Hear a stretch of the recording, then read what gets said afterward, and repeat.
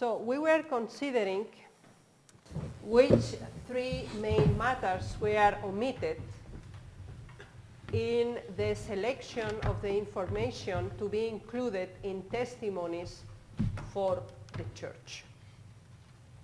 So, matters of local character, matters of personal character, and matters that were already mentioned or published. In order to avoid repetitions of the same subject, they decided not to reprint it if it's something similar or the same. So local character, personal character, and repetitions. That was the criteria to follow in order to pre-select the content that will be in the testimonies for the church. Between the years 1865 and 1870, other 9 volumes of testimonies for the church appear in the form of pamphlets, not in volumes as we know today.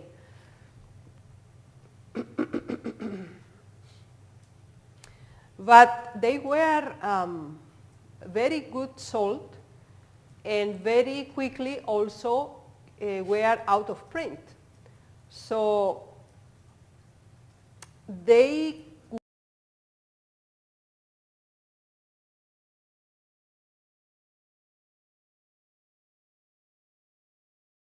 compilation took place.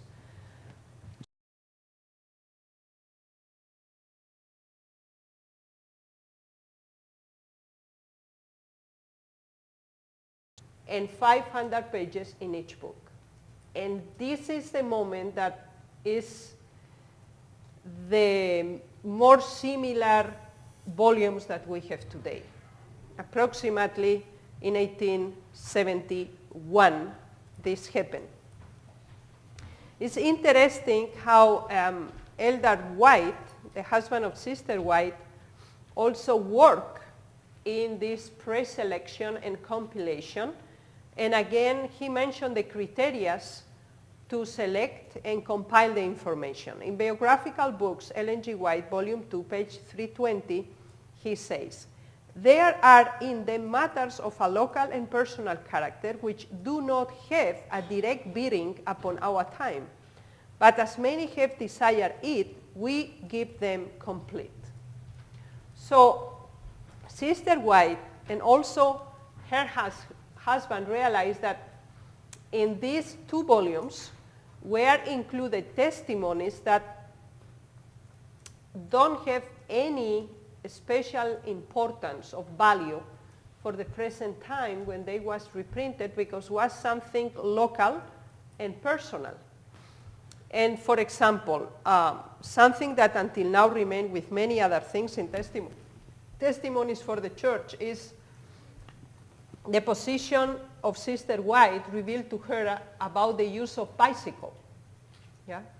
For example, that was a counsel giving for a specific time and was considered a vanity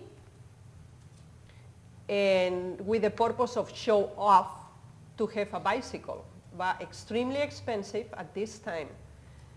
And to have it only for the pleasure of the possession of this element was not done because they needed for transportation or what really the person needed, but only for the appearance, the reputation, and to show how rich I am that I can buy such a thing. So in this specific subject is a local matter. And this testimony don't apply to us today, for example. You know this about the bicycle, right, or not? So this is this kind of local character that have importance for a specific period of time and also in specific circumstances. But because many wanted to have the completely vision, was also included. So this helps us to understand the principles of understanding and interpretation of the testimonies for the church. that are composed from personal, local testimonies, and these need to be considered according to the time, the circumstances, and the place. Let us consider further on the evolution or the progressing of it.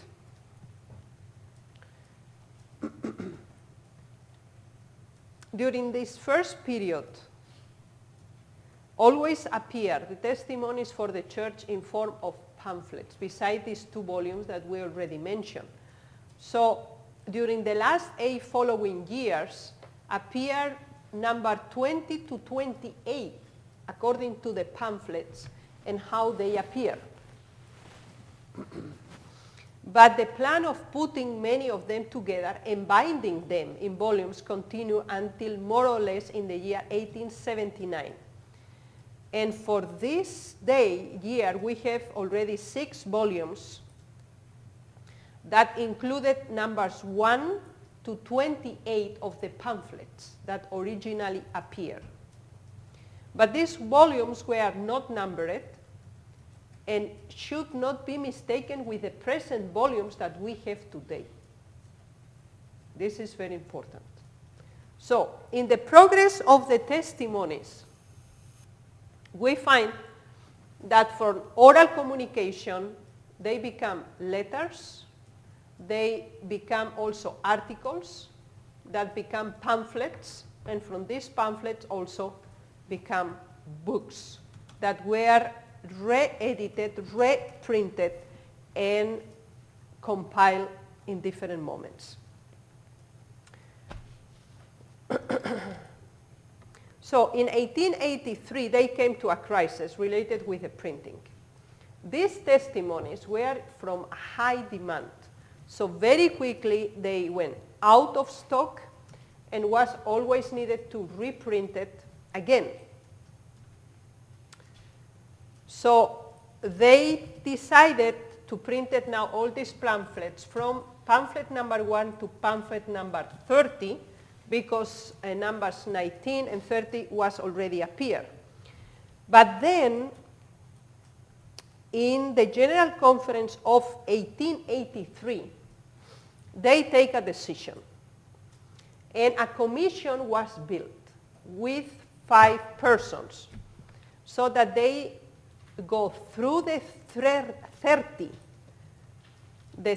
pamphlets and examine all of them, because they wanted to compile it and to reprint it, but in the form of a set of volumes. And they needed to avoid repetitions, also follow the principles to omit any local and personal character revelation. And after this work from the commission is done, they are going to present it to Sister White for approval, because her name will be there.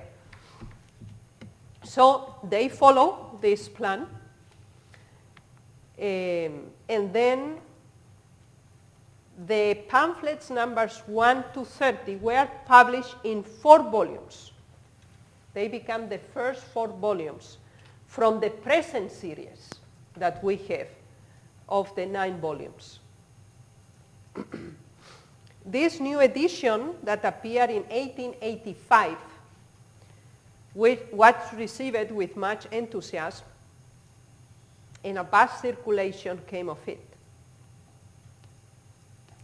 Then some other numbers were added to it, to this set of the first 4, in 1889. So volume 5 was added to it. So in 1889, we have the first 5 volumes as we have it today. Now, after volume 5, they began again with the pamphlets. And they began to follow the same numbering, 31, 32, 33. And then the volumes appear according to the compilation of the pamphlets. So the series, as we know today, with the 9 volumes, was finished in 1909. So the important element that we need to understand is the content of the series of the testimonies for the church, the criteria to select and compile, and how the information developed in such a way that become the books and the final set in the 9 volumes that we have today.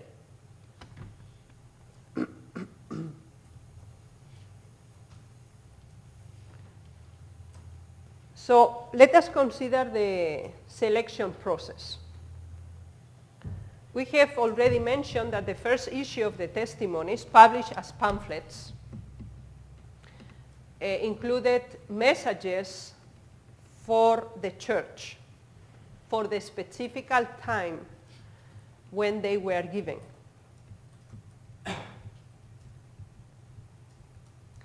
But if you remember, the first criteria was applied to omit any personal and local information that cannot be for general use. So we see here that right from the beginning, it was necessary to select the articles that were more suitable for the general circulation. Now, when this selection took place, was not only Sister White, excuse me, that have the final word,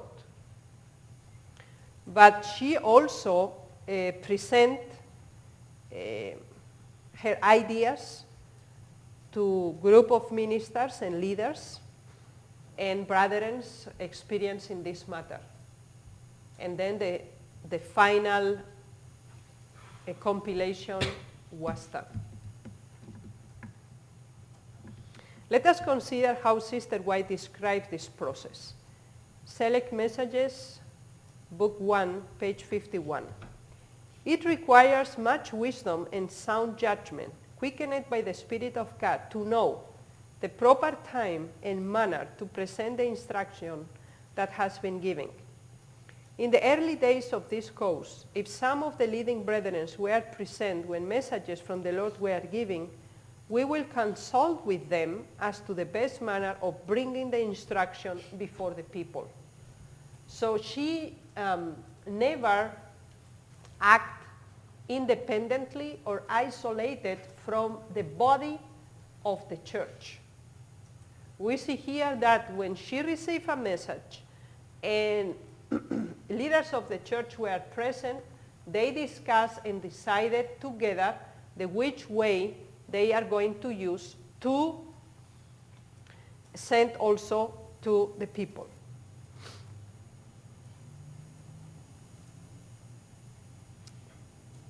As we have mentioned, we have messages in the testimonies that have a universal application, but other ones have a specific or deal with specific problems and have to do with the progressing of the work of God and the solutions, the counsels, or the admonitions given by the Lord needed to be applied in these specific circumstances and can be useful today for us as general information, but the local and specific character of this message remain in these specific circumstances. And some of them were not published anymore in the final volumes that we have today.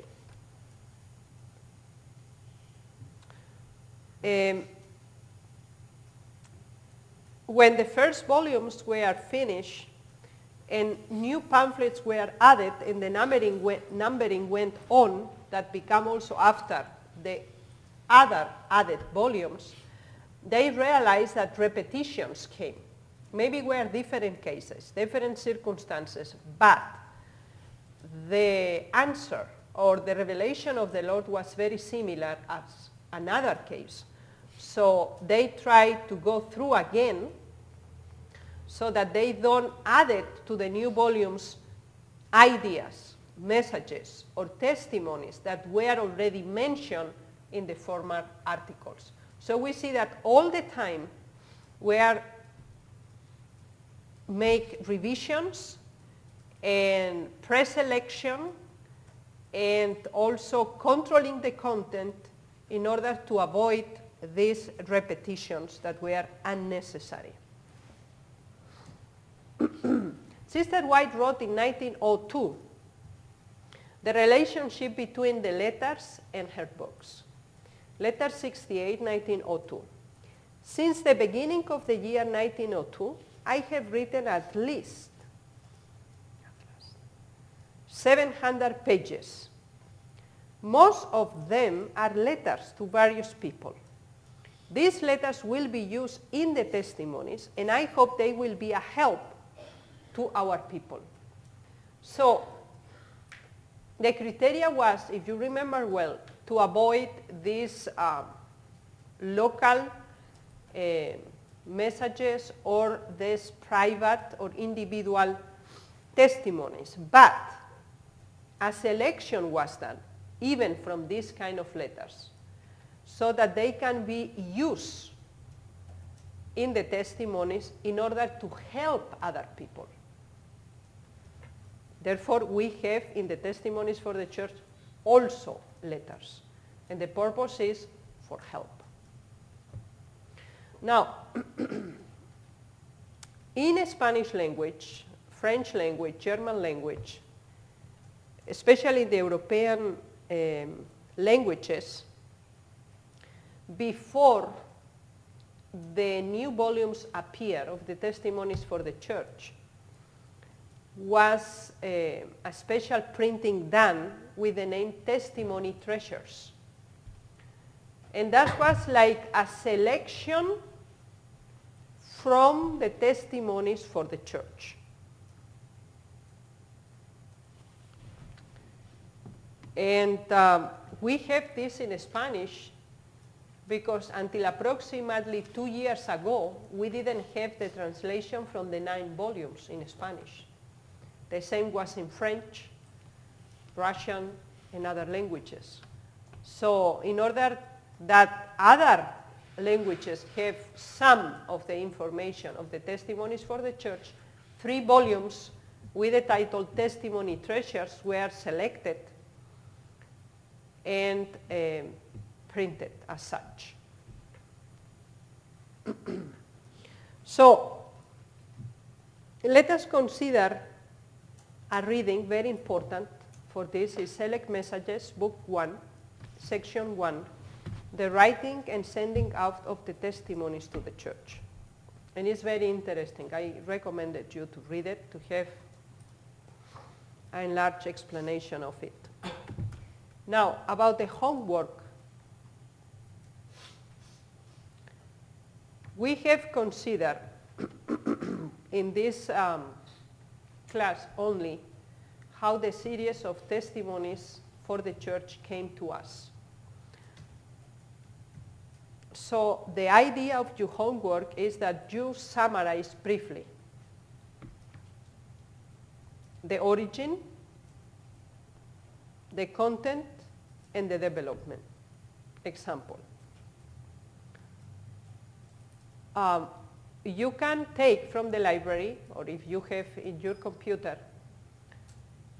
the introduction to the first volume, Testimony for the Church, for example. And you will see there explanation how the information was selected. And when you consider the index or the content of the book, of the first volume, for example, you will see how it's divided. And this will help you a lot to understand how the content is distributed inside of the book, of this specific volume. And you need to do exactly the same for every single volume, for the 9 volumes. So you took the first volume and you write the origin of it. And you know already, which is the origin of the first volume. Okay? And become the first of all a pamphlet with 16 pages. This is the origin. Okay? And after, different pamphlets were added to it and consequently numbering. Pamphlet number 1, pamphlet number 2, 3, 4, 5, 6, so. And came a time when they put all these pamphlets together and become the first volume. And this you need to put. The origin of the fourth volume began in this year, and for this year was completely, and so many pamphlets were included in it. And you need to do this for every single volume. That is related with the history of the origin. About the content, you take the content of every volume, and you can see, because in the testimonies for the church are divided. And you need to select the content if they are personal character, general character, doctrinal matters, or institutional matters. And then you divide it and say, in the first volume, the content is divided according. Personal matter, institutional, doctrinal, and so forth. The characteristics of the content. And the development you can mention in the origin when you put the beginning and the end of the final version of the specific volume that we have today. This is very important because this list that you are going to make, this will help you all your life, because then you will know exactly what is in the first volume, what is in the second volume. And they are volumes that are more personal things than in others. And other volumes are more organizatorical aspects as the others. And others are more doctrinal subjects as in others. In other volumes are more institutional regulations and messages, especially when the health reform sanatoriums needed to be created, the industry for healthy food. So you will find all these things. And then when you have this list, you know always, if you need to look for something, okay, this is about this and this. Okay, I need to look in this volume. You don't need to go through. You will know. At the same way as you know, when you need to look for the life of Paul, in which book you are going to look for the Great Controversy series. Right. Because you know the beginning and the end and the content that is in every single book. This will help you. They will save you a lot of time. And the same will be also for the testimonies for the church. Maybe give the impression it's too much because there are 9 volumes, but it's really easy. It's not a big problem to have the idea what included the first volume, especially because they are specific periods of time. So if you know the beginning of the organization, you will go not to volume 8 and 9. But before this, you need to have this mental, structured information. And when you have it written, then you have in your mind. And in, excuse me? Sorry, I was just going to say, if you could go list the 4 types of content you did already, the personal and then the other ones. Yes. I was wondering if you could just maybe list them off, because I didn't remember them exactly. Okay, you have doctrinal matters. Yes. You have personal. You have messages to groups or institutions, to local churches, and to leaders. Thank you. Under leaders, you find message, for example, that she sent to committees also, that she sent to the General Conference. Okay? This means to leaders, not only to one specifically. You will find message that she sent to Daniels, for example. It's a personal letter, but it's because he is the leader. Yeah? So always you need to make this difference, but also to completely groups of leaders or institutions, or local churches, or individual members. And then you can make this list and keep it for yourself. Don't lose it, because this will help you a lot in your future missionary work. Yes, Bella? Okay, just to go over this, just to make sure that I'm clear. So the origin, that's easy. Pamphlets, or how did the book come to be, and that we find in, for the most part, we find in the introduction of the book, right? Generally, yes. And then the content, it's, what does it talk about? So go to the table of contents. Yeah, you took the, and then you select. You will see, yeah? First, Put everything together. exactly. And then you see, okay, this is for, in different volumes is to the church so-and-so, or to the person so-and-so. So you have the possibility to see, okay, if here we have 10 chapters. From the 10 chapters, 6 were for local churches. 2 were for individuals. And 1 was for an institution. The Health Institute in Michigan. This is enough. Okay, so we just need to group them according to the headings that you give us in terms of Correct. doctrine, leaders, Yes. institutions. But maybe you don't have this. In some volumes, you have also sections only doctrine, only organizatorical. It's to the leaders, but it's only about organization. And then the last one, this is the one that I'm a little confused. Okay. And the development. So what would you do for that? Development of. How did it get from being the origin until the testimony? Yeah. For example, the origin of volume 1, we know, is a pamphlet with 16 pages, and the date when this appeared. But these don't remain volume 1. What we have now as volume 1 is something else. It's more than these first 16 pages. So they are pamphlets 1 until 17 or 18 numbered pamphlets that then become the first volume. Okay, I thought we did that in the origin. Okay. You can do it like this. You can put together origin and development. Yeah, you can say origin, this date, with the first pamphlet 16 pages that become the final that we have in this year, and with the content included in so many pamphlets. And so you can put together the origin and the development also.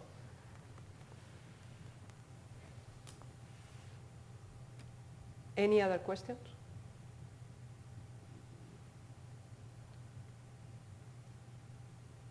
Do you have any questions until now?